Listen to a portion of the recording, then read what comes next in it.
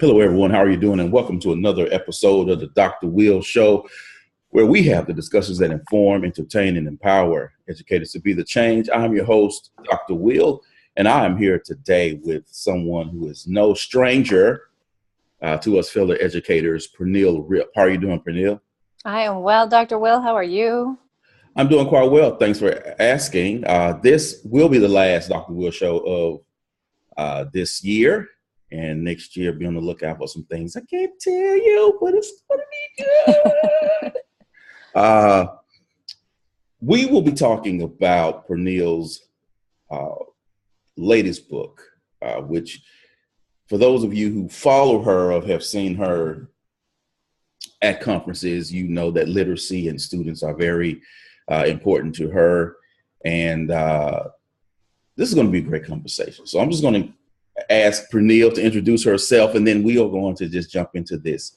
So for some reason, Pernille, if there's an educator alive who does not know who you are, will you please introduce yourself?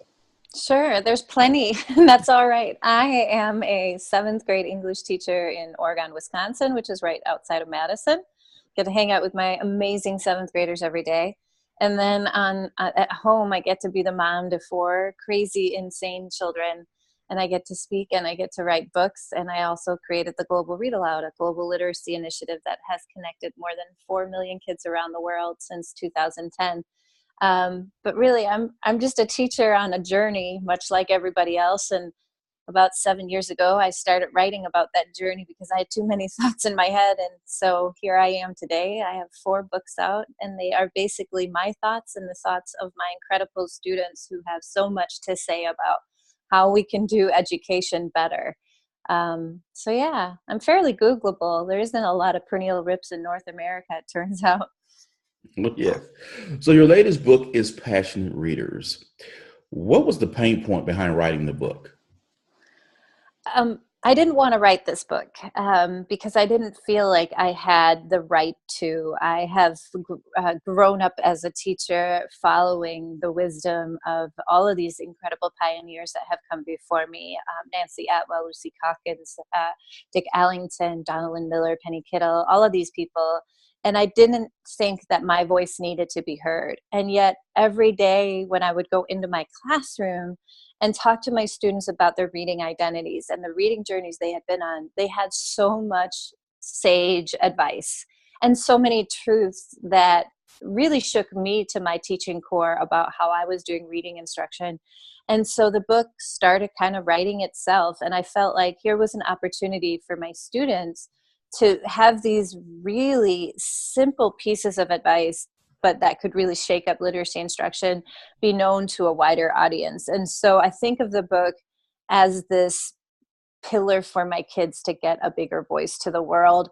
And then I started writing, and it was hard. It was really hard because with reading, of course, you can't just go out there and say, well, this is what I think. You have to go back. You have to look at best practices. You have to look at the research.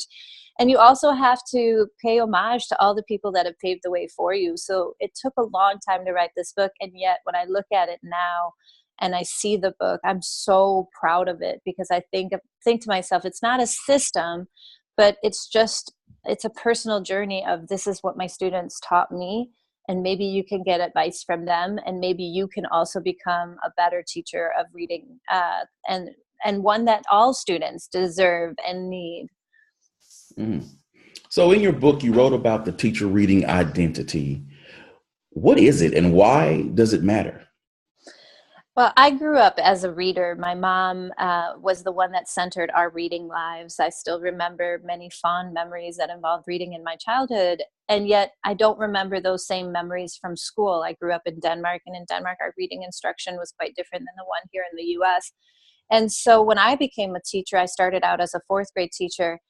I knew the basics of the literacy program, but I didn't realize that my own identity as a reader was something that I needed to really look at because it was completely informing the way I was shaping the reading experiences of my students.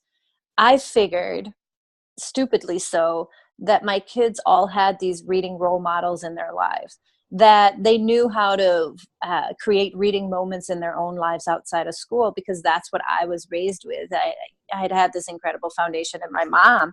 And that it just wasn't true. Even my kiddos who had access to book, who had parents who loved to read, didn't have necessarily strong reading models. And so it wasn't until I came back from maternity leave and I started noticing that all my students were asking to go to the library, the school library.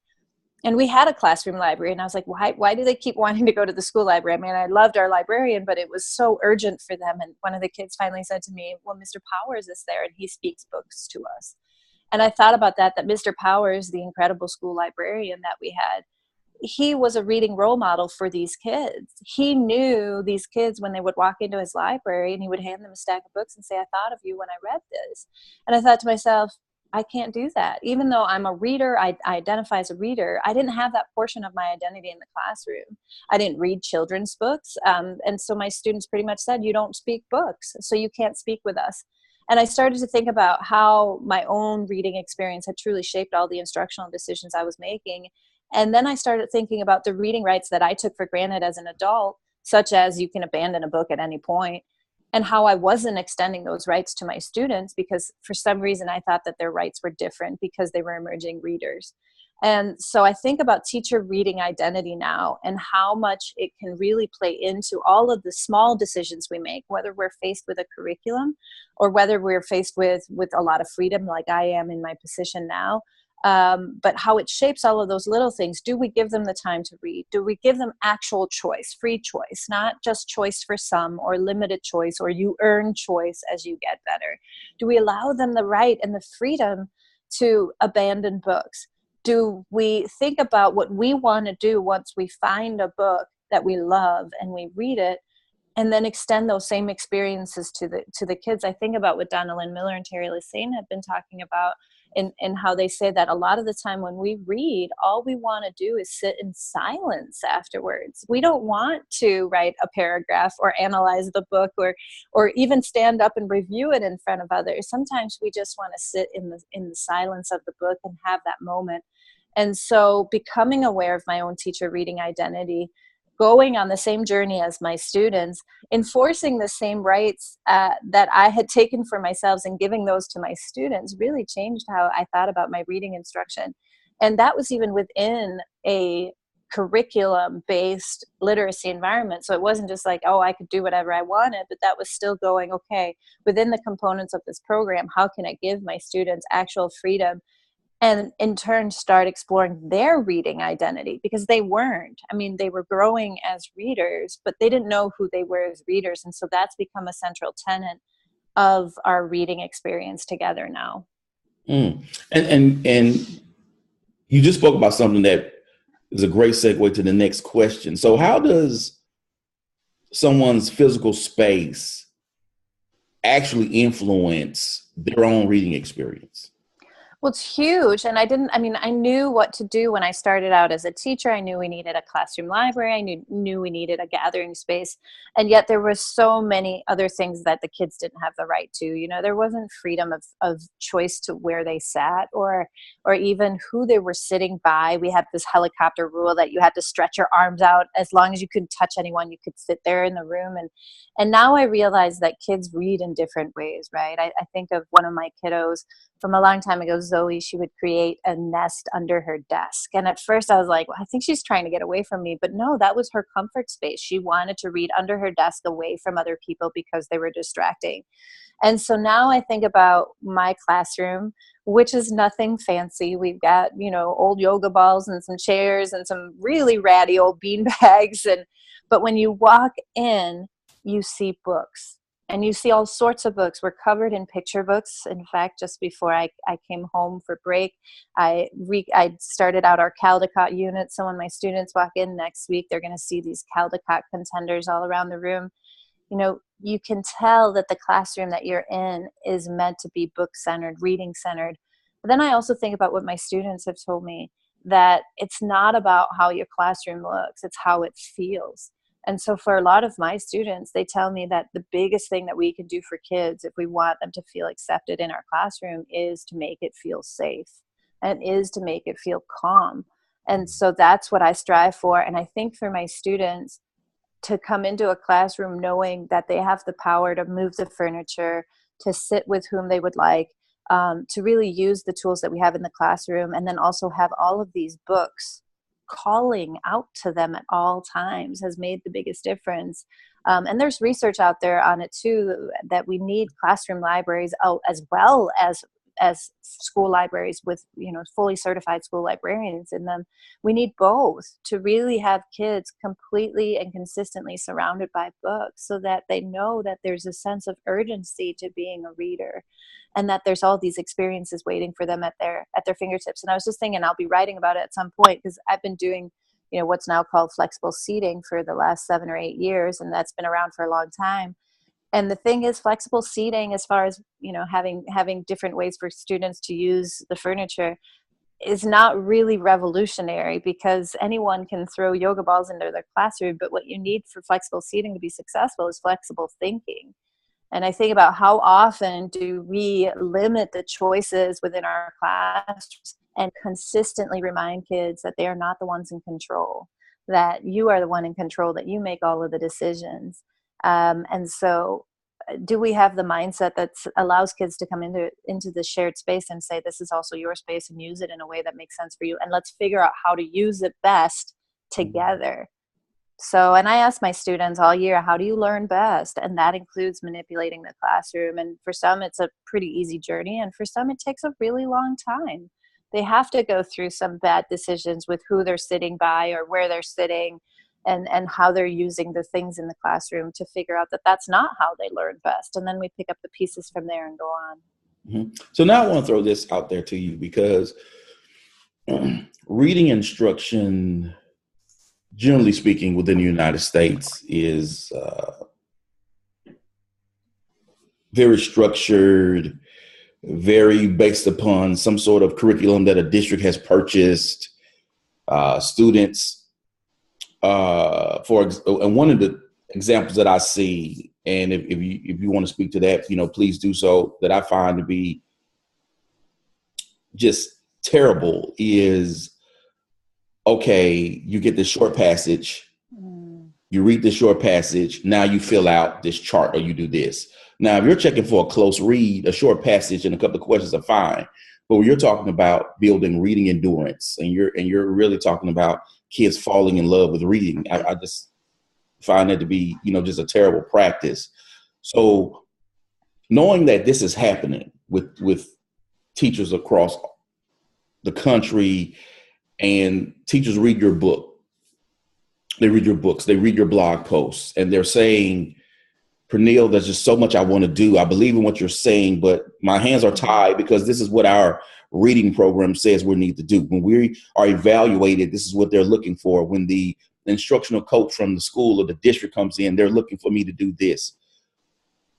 What is your advice for them? And will you speak to how this reading curriculum is not sort of the best way to make kids fall in love with reading, or build reading endurance, and even, make them flourish as readers? Yeah, that's a multifaceted question, but I think the biggest thing for me when I think about what we need to create in our classrooms is, sometimes we're faced with curricular decisions that seem to make no sense. And so we need to know our research, because how often are we as teachers confronted, or not confronted, that seems very angry, but given curriculum that we are told is research-based.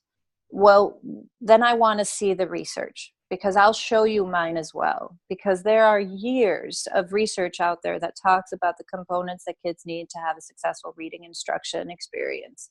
And those include, like you said, longer passages. Those include the right to build stamina and endurance through a self-selected text with supports in place. Those include time to read, eyes on meaningful self-selected text. And it also includes teachers who are knowledgeable and know how to navigate this journey with kids. And so I think for teachers who are faced with these curriculum, we need to go back to the research. I think of the researcher Louise Rosenblatt, who spoke about how we need two components to a reading program. We need reading for skill, and we need reading for pleasure. And yet, what have we done in the last 20 or so years? It has been all skill-based.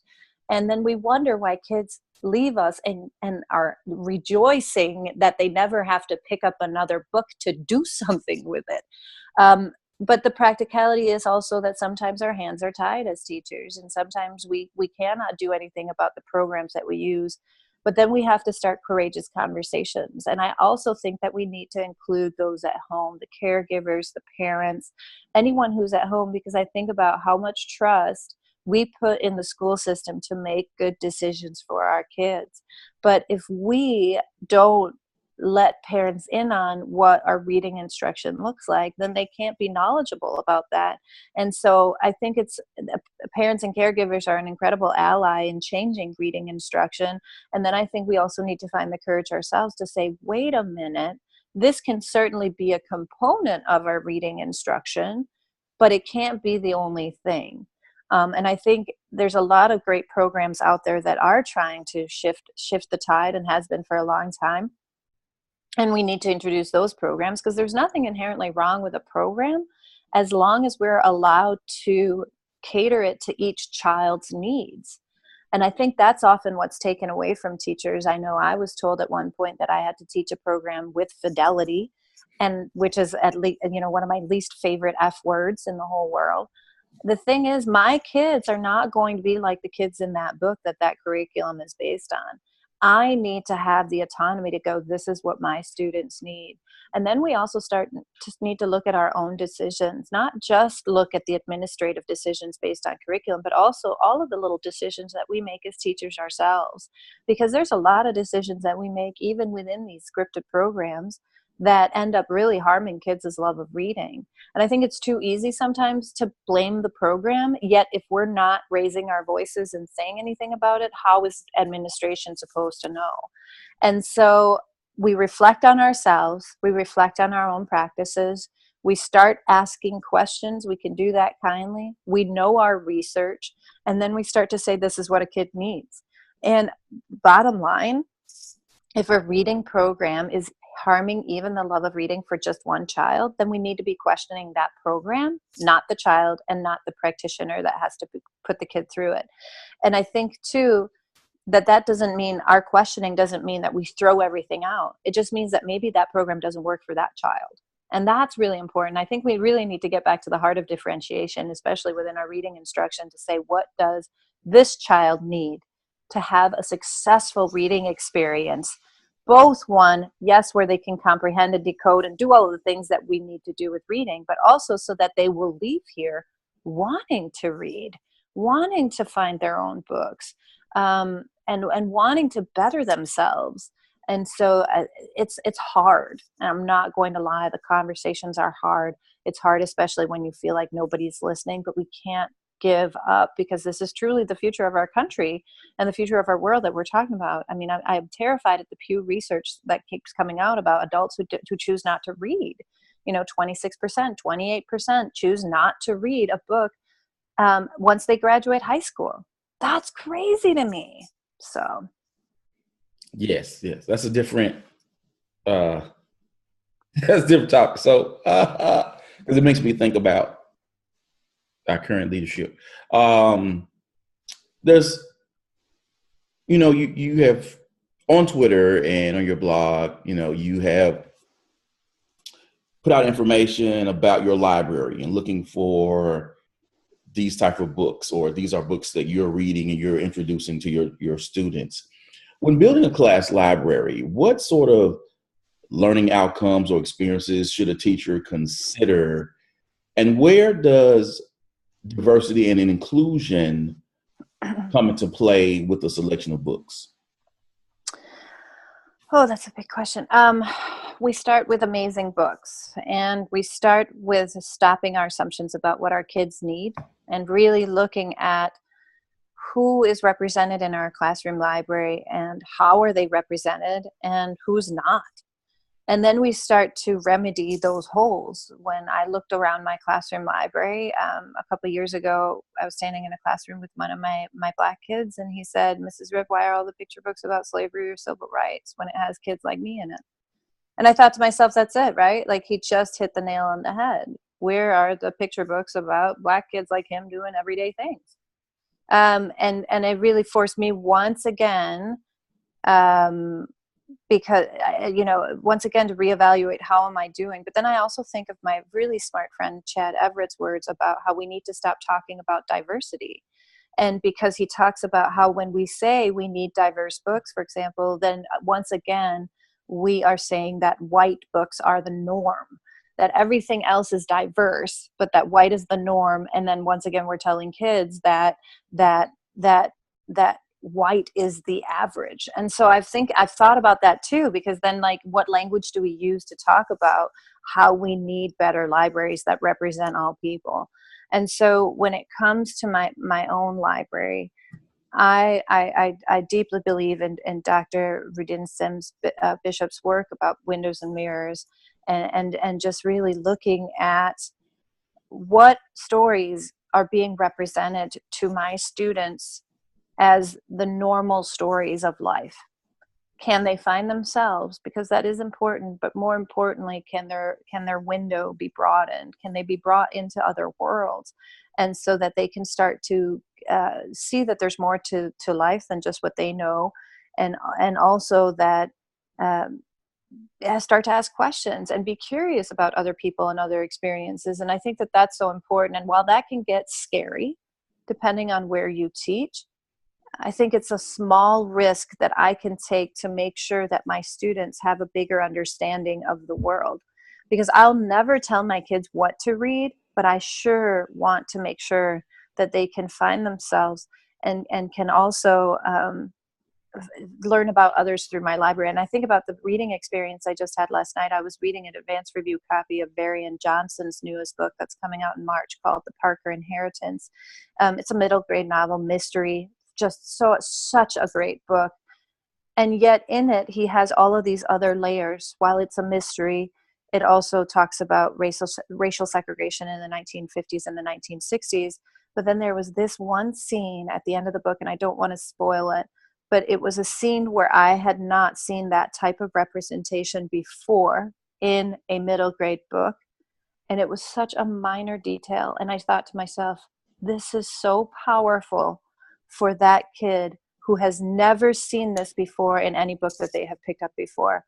And that's what I mean when I think about the experiences that my students need to have with a book. They should have a heart connection, and they should be able to find themselves. But my goodness, they also need to be able to find other people in those books. And so that's a great segue to the next question, because, you have been very vocal about your experiences as an immigrant and as a white person in this country. And so when you are building your library and selecting these authors of color, what do you think your white students get out of reading these experiences that are outside of their own? And my biggest hope is that they start to understand that the way that there were white privilege. I mean, I think about that all the time as a white immigrant to this country, how many things I have taken for granted that were not given as rights to other people. And I wish I would have realized that sooner in my life. And so in a way, I hope that for my students, that reading books about other types of experiences than their own, or with characters that do not look like them or think like them, that it will get them to question some of the societal expectations and rules that we seem to take for granted, yet have completely been constructed by human beings, and then do something about changing that. And I know that that sounds really big and philosophical, but I just think about, like, the seeds that we can plant within our classroom library for kids to know more and do better than we have done. And I think about how we as a society end up thinking like, well, there's nothing I can do. These structures, these societal structures are in place. It's going to take hundreds of years to unravel. And yet, when we do that, we dismiss that we could actually change things now. And that, yes, it's going to be really hard work. And yes, it's going to be painful. And yes, it's going to be, you're going to end up making a complete fool out of yourself, like I've done on many occasions when I've tried to help and not help. But we cannot assume that everything is ingrained in stone and that it's just this big unseen force. And so when I think about the experience that my students can have in our library, I want them to start asking questions, and I want them to start questioning their assumptions, because if they don't, then it's not going to change. Mm. And see, this is a little bit off topic, but related. When you talk about that, I'm always mindful of, there are certain big names in our field that are awesome people. And some of these people I actually call friends, and they write books and they talk about innovation and they talk about doing this to the schools. But these people don't teach at the schools, or have not taught at the schools, or have not led schools that look like the ones that I work at or where other folks work at. So it's kind of like, like you may have this audience, you know what I'm saying? But when I hear your things, it does not filter in to my reality of this school district, Mm-hmm. And I know Mm-hmm. you wrote about that innovation in one of your blog posts as well. And I actually mentioned that what you wrote about in one of a podcast interview that I was in. So, in K through 12, everyone has heard about AR books. Mm-hmm. And for those of you who, for some reason, may listen to this podcast, you're not in K through 12 and do not have a child, it's essentially a program by written learning, and kids get these books. These books are leveled based upon Lexiles, and they read a book and they take this test and they earn these points, and schools or whatever give them, prizes, certificates, etc. And schools do this. It's not a bad purpose behind it. I mean, they're trying to drive kids to read. In the latter part of your book, and this is where this comes into it, you wrote about student reading identity. So I know you kind of touched on that earlier, but what is it, and how can teachers work with students in making reading more personal to students? I can tell you it's hard.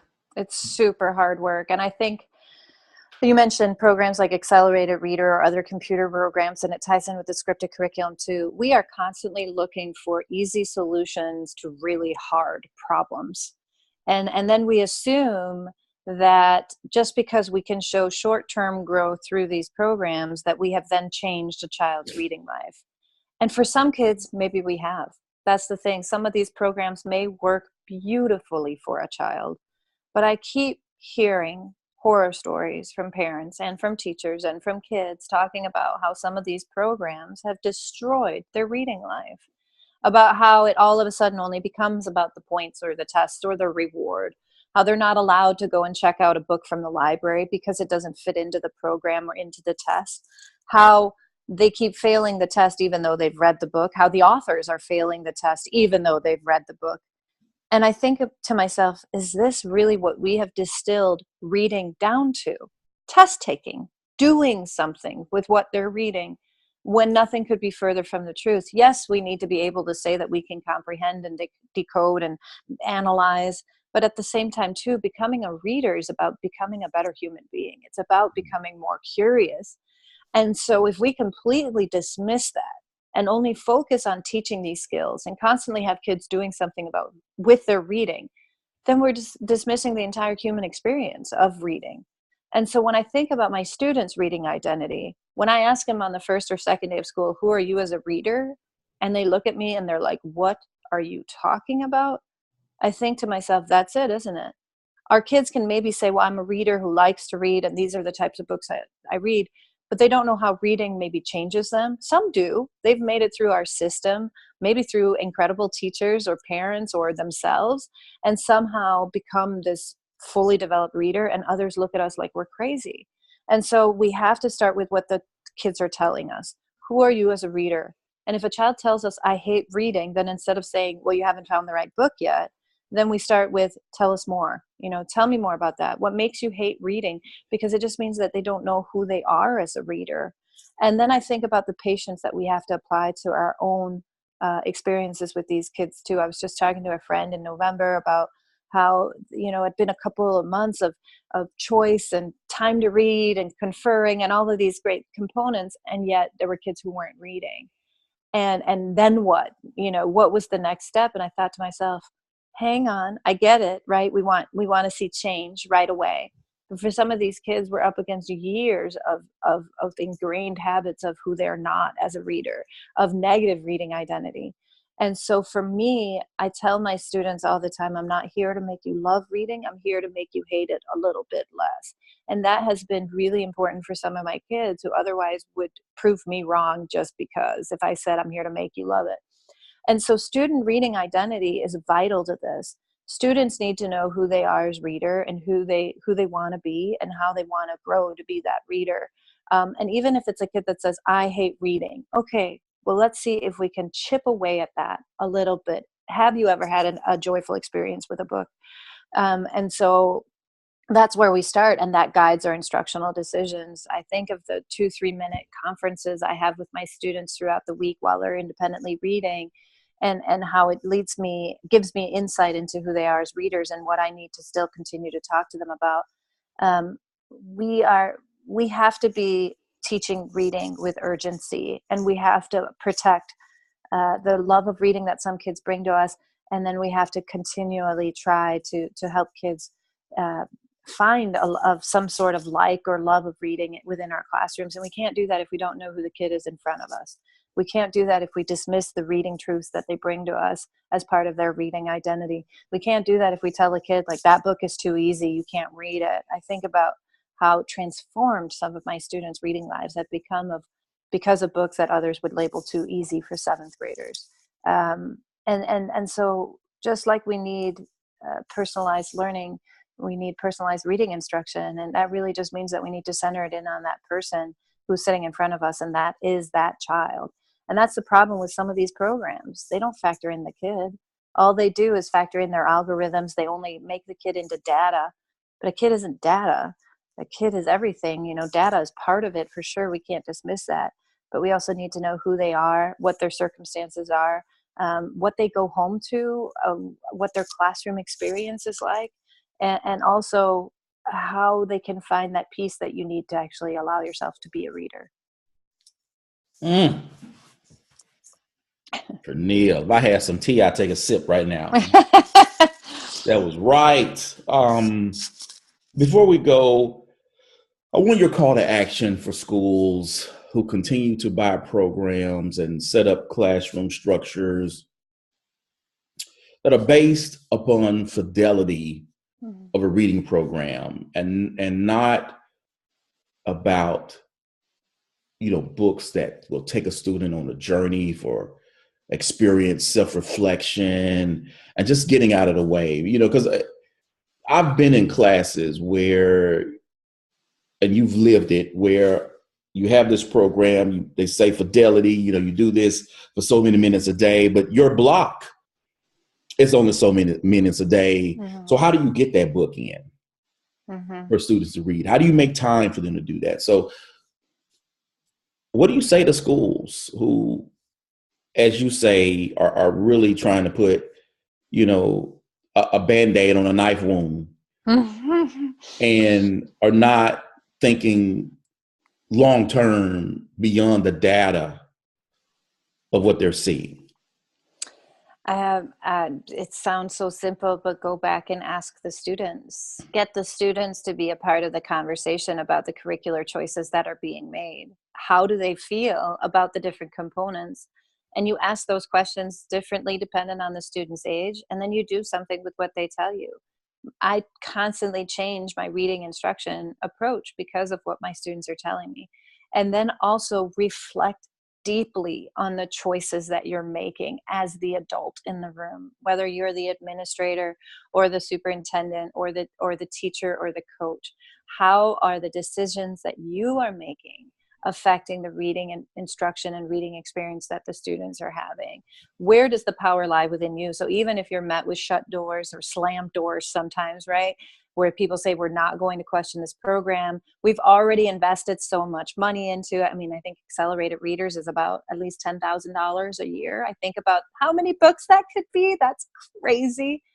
But when we're faced with those slam doors, then look at ourselves. What can I change? How can I change what my students are going through? How can I start a broader conversation? How can we have those courageous conversations? And then don't give up, because sometimes we are standing against years of bad decisions.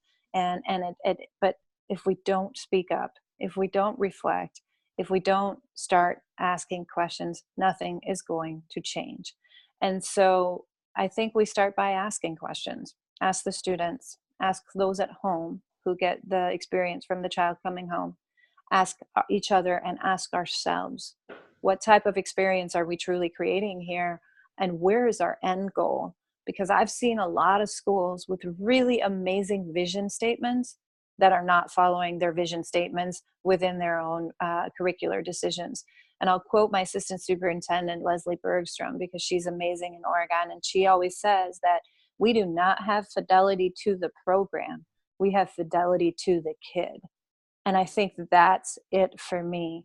I want to be in a system where we have fidelity to the kid and the type of experience they need, not to some outsider program who has never set foot in my classroom, who may have some good components to it, but who is not there with me every single day trying to be a better teacher with these kids. And I think that goes back to your innovation question too.